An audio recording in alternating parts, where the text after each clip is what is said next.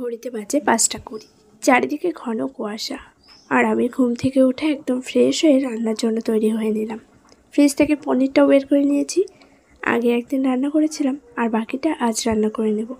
হাতে রয়েছে বেশ কিছু সবজি। চলো এবার রান্নাঘরে গিয়ে রান্নাটা শুরু করা যাক। একটা মেয়ে যখন বাড়ির বউ, তার ক্ষেত্রে কত না নিয়ম প্রযোজ্য থাকে। বাড়ির বউ হলে সকাল 5টায় ঘুম থেকে উঠতেই হবে, কোনো কাজ থাক বা না থাক। কিন্তু কখনো বোঝাতে পারিনি পরিস্থিতি মানুষকে পরিবর্তন করে দেয়। শুধু সময়ের জন্য অপেক্ষা করতে হয়, কিন্তু এত সময় কার আছে? যদি কেউ সেটা খুব সহজেই বুঝে যায় তাহলে তো কোনো প্রবলেমই হয় না।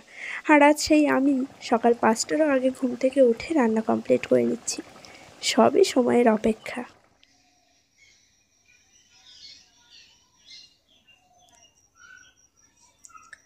শীতকালে আমার স্কিনটা প্রচণ্ড ড্রাই হয়ে যায়। স্নান করার সঙ্গে সঙ্গে ক্রিম লাগাতে পারলে খুবই ভালো। ওই ঘরে এসে 2 মিনিট যে ওয়েট করব, সেই সময়টাও যেন আমার কাছে খুব বেশি হয়ে যায়। আমি জানি শীতকালে সবার স্কিনে ড্রাই হয়, তবে আমারটা মনে হয় যেন একটু বেশি। আমার একদমই শ্যুট করে না। সারাদিনে মনে হয় 10বার করে আমার ক্রিম লাগাতে হয়, ময়শ্চারাইজার ক্রিম। যাই হোক, স্নান হয়ে গেছে আমার। বাইরের সমস্ত সংসারের যে কাজকর্ম থাকে কমপ্লিট হয়ে গেছে। আর তারপরে স্নান করে ফ্রেশ হয়ে গেছি, সিঁদুর পরা হয়ে গেছে, ক্রিম লাগানো হয়ে গেছে, একটু লিপ বাম লাগিয়ে নিয়েছি, আর সঙ্গে বডি অয়েল। মাঝে মধ্যে বডি লোশনটা লাগাই, কিন্তু আজকে বডি অয়েলটাই লাগিয়েছি। আচ্ছা, একজনা কমেন্ট করেছিল আমাকে যে দিদিভাই তোমার বডি লোশনটা কোন কোম্পানির, আমাদেরকে একটু দেখাও। তো আজকে আমার মনে পড়লো বলতে গিয়ে, এই যে এটা হচ্ছে প্যারাশুটের এই যে বডি লোশন, দেখে নাও।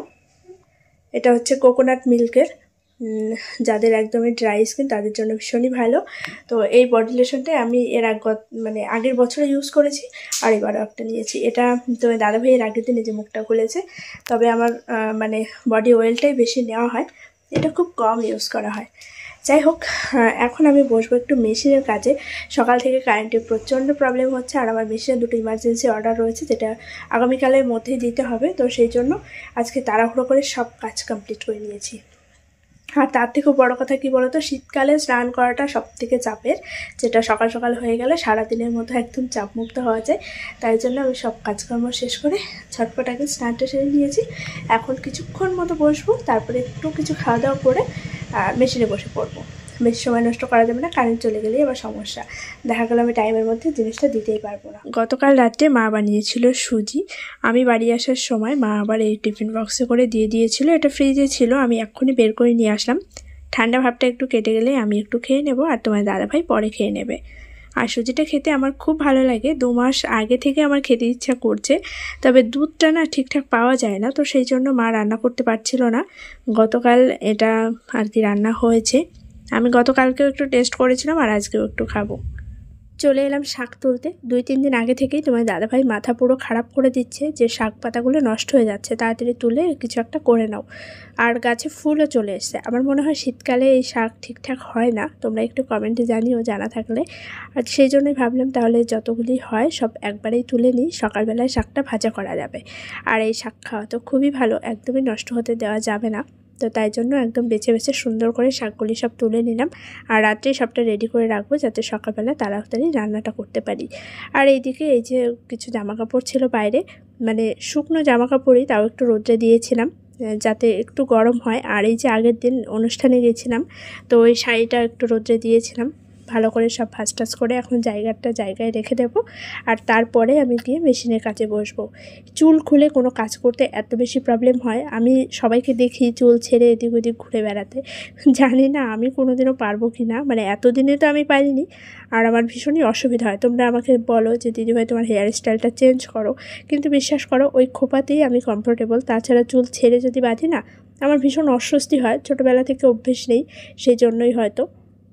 আর ইচ্ছা আছে চুলটা ছোট করে কেটে ফেলবো, তবে সেটা কবে হবে জানি না।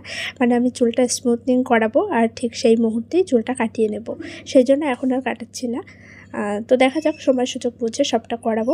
আর এই যে ঘরের সব জানলাগুলিও বন্ধ করে দিলাম, বিকেল তো হয়েই গেছে, আর এখন ঠান্ডাও পড়ে যাবে, সেই জন্য সব জানলা দরজাগুলো সব ঠিকঠাক করে এই ঘরে রেখে তারপরে পাশের ঘরে গিয়ে মেশিনের কাজে বসবো। সব জামা কাপড়গুলোও রেখে দিলাম, আর এই চুলটা আমি এখন খোপা করে নেবো। এটাই হচ্ছে আমার একদম সর্বশেষ কথা, যতই তুমি 2 মিনিটের জন্য ছেড়ে দাও না কেন, চুলে খোপা করতেই হবে। গুড ইভিনিং ফ্রেন্ডস, 5টা 50 বাজে। আমি শুয়েছি 4:30টার দিকে, আর এই যে উঠলাম। 10 মিনিট আগেই উঠেছি, এখন যাব বাইরে, ফ্রেশ হয়ে আসবো, তারপর সন্ধ্যেটাও লাগিয়ে দেবো। আর দুপুরবেলা করে মেশিনের কাজে বসেছিলাম, কিন্তু ক্যামেরাটা সেট করা হয়েছিল না, কারেন্টে অনেক বেশি সমস্যা হচ্ছিল, তাই কাজটা পুরোপুরি কমপ্লিট করতে পারিনি। এখন আবার একটু বসবো। আর রাত্রে রান্নাবান্না সেরকম কিছুই নেই, কারণ মা ওই বাড়ি থেকে রান্নাবান্না করেই পাঠাচ্ছে। রান্না বলতে রুটি করেছে মা, আর আমি রাত্রেবেলা একটু বেগুন পোড়া করবো।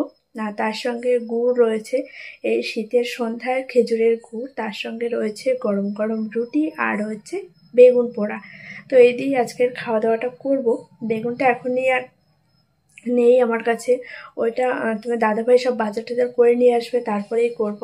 তার কারণ সবজি সব শেষ হয়ে গেছে, সকালবেলায় দেখলে একটু পনিরের তরকারি করলাম, তো বাজার আনতে হবে, তারপরে আর কি বাদবাকি সব যা করার করব। তো এখন যাই, আগে আমার কাজগুলো আমি করে আসি। আর সন্ধেবেলা করে শুয়ে থাকলে না আরও মাথাটা পুরো ঝিনঝিন করে। মা ফোন করেছিল, আর তাই জন্য ঘুমটাও ভেঙে গেল। ওই যে ব্ল্যাঙ্কেটটা সব গায়ে দিয়ে শুয়েছিলাম। তো আগে হাত মুখ ধুয়ে এসে সন্ধ্যেটা লাগিয়ে দিই। ঘরের বাইরের লাইটটাও জ্বালানো হয়নি, কি অন্ধকার।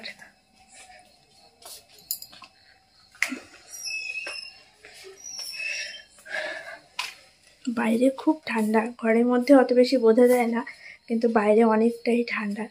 চলো ফোনটাকে রেখে আগে বাইরে যাই, সন্ধ্যেটা লাগিয়ে দিয়ে আসি ফ্রেশ হয়ে এসে।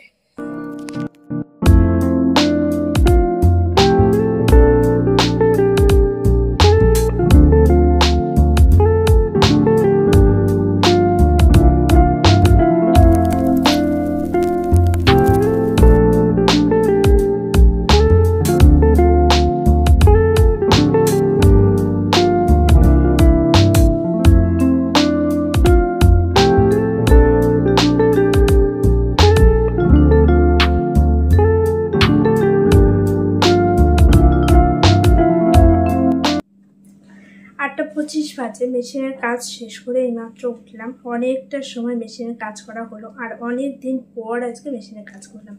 মানে কি বলতো, বাইরের কাজে এত বেশি ব্যস্ত, এইদিক ওইদিক এত দৌড়াদৌড়ি হয়ে যায় যে ঘরের কাজ ঠিকঠাক করে উঠতে পারছিলাম না। আর অনেক দিন তোমাদেরকে ব্লগে কোনো ব্লাউজের ডিজাইনও আমি শেয়ার করে উঠতে পারিনি, তাই ভাবলাম আজকে ব্লাউজটা বানিয়েছি, তাহলে তোমাদের সঙ্গে শেয়ার করি।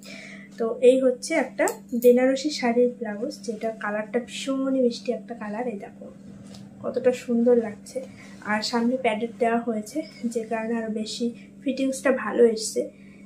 এই দেখো নিচটা দিয়েছি হেম, আর হাতাটা একদম নর্মাল গ্লাস হাতা। তারপরে যে জড়ি বসিয়েছি, যেটা গলাতে দেওয়া আছে, যে গলার সামনেটাতেও একদম জড়ি দেওয়া আছে। আর এই যে নেক ডিজাইনগুলো না পরলে ভালো ফিটিংস হলে ভালো বোঝা যায়, ডিজাইনটা একদম রাউন্ড শেপের মধ্যে। আর ব্যাক সাইডটাও রয়েছে একদম রাউন্ড।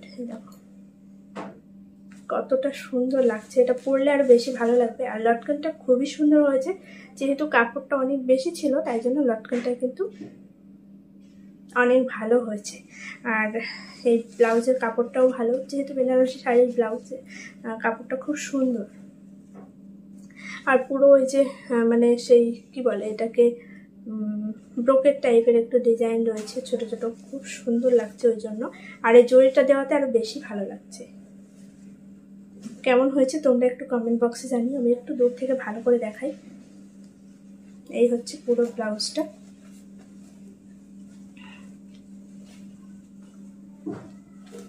আরও 3-4টে ব্লাউজ মানে একজনেরই রয়েছে, সেগুলোও সব বানাতে হবে। তাছাড়াও আরও অন্যান্য ব্লাউজের অর্ডার রয়েছে, সব একে একে এখন বানাবো, আর তোমাদের সঙ্গে ডিজাইনগুলো শেয়ার করব। তো এই হচ্ছে পুরো ব্লাউজটা, কেমন হয়েছে অবশ্যই কিন্তু কমেন্টে জানিও। চলো এটাকে এখন রেখে আমি চলে যাবো রান্নাঘরে, রান্নার প্রিপারেশন নেব। তোমার দাদাভাই প্রায় চলে এসছে, ও বাড়িতে গেছে, ফোন করেছিল, তো ও আসলেই আমি রান্নাঘরে চলে যাব। মা রুটিগুলো পাঠিয়ে দেবে ওইখান থেকে, আর আমি বেগুন পোড়াটা করবো, তোমাদেরকে তাকেই বলেছি। চলো ঝটপট রান্নাঘরে চলে দিই। ব্লাউজটা কমপ্লিট হলো, আরও একটা ব্লাউজ চেষ্টা করবো আগামীকাল যদি বানাতে পারি। কারেন্টে অনেক প্রবলেম হয়ে যায়, সেই জন্য মানে ঠিকঠাকভাবে মেশিনে বসে পারি না। তো এখন তো কারেন্টটা ছিল বলে ব্লাউজটা পুরোপুরি কমপ্লিট হলো। আর এই যে ঠোঁটের অবস্থা খুবই খারাপ, মানে কেমন একটা জঠোসা টাইপের হয়ে যাচ্ছে। রাত বাজে 8:30, আমি চলে এসেছি রান্নাঘরে। না তবে রান্নাবান্না কোনো কিছুই হবে না, তোমাদেরকে তো আগেই জানিয়েছি।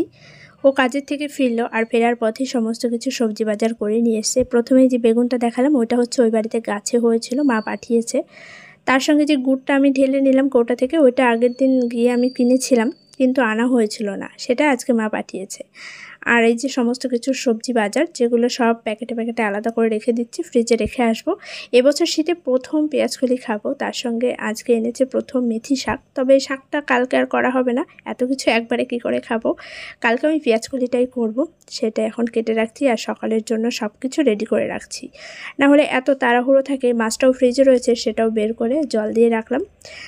তার কারণ মাছটাও রাত্রেই ভেজে রাখবো, তাহলে সকালে খুব তাড়াতাড়ি হয়ে যায়। আর এই যে বেগুনটা পাঠিয়েছে মা, সেটাকেই এখন পোড়া করা হচ্ছে। তবে কি জানো তো, আমি গ্যাসে কখনো বেগুন পোড়া করিনি, তাই তোমার দাদাভাইকে বললাম তুমি একটু দেখো হয় কি না। ও বাড়িতে থাকলে আমাকে সবসময় কোনো না কোনো কাজে হেল্প করতেই থাকে, যেটা আমি পারি না সেটা সবসময় ও করে দেওয়ার চেষ্টা করে।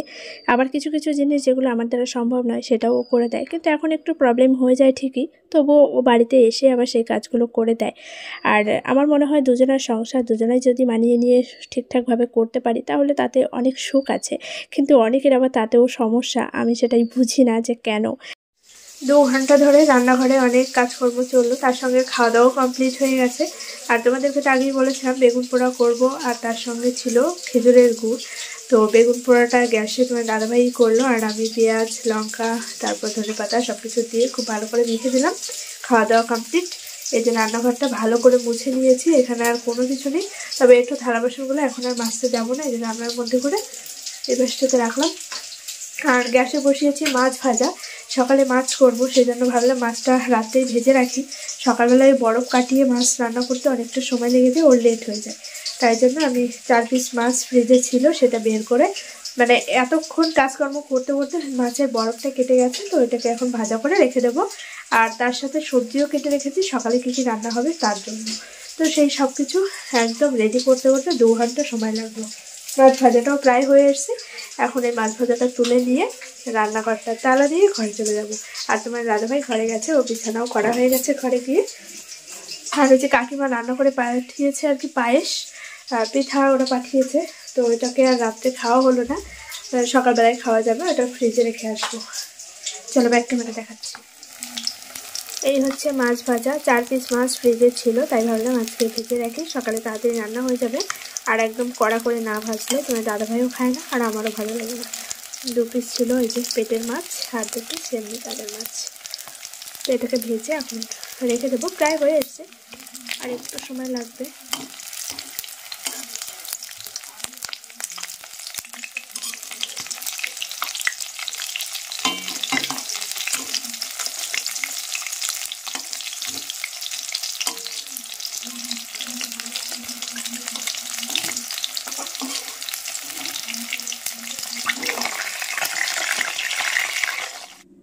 একদম ফ্রেশ হয়ে ঘরে চলে আসলাম। এখন চুলটাকে ভালো করে আঁচড়ে একটু উঁচু করে খোপা করে নেবো, তার কারণ আমি চুলে বেনুনি করি না কখনোই, লাস্ট কবে করেছি মনে নেই, আমার এখন ভাবতে হবে।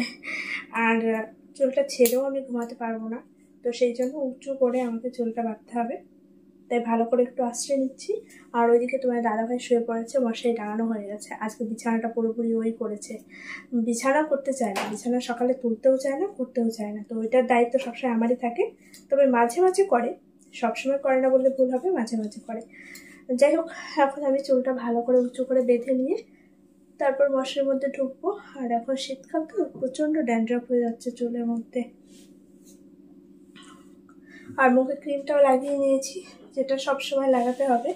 তো আজকের মতো ব্লগটা এখানেই এন্ড করি, দেখা হচ্ছে আগামীকাল একটা নতুন ব্লগে। সবাই খুব ভালো থেকো, সুস্থ থেকো। আজকের মতো টাটা।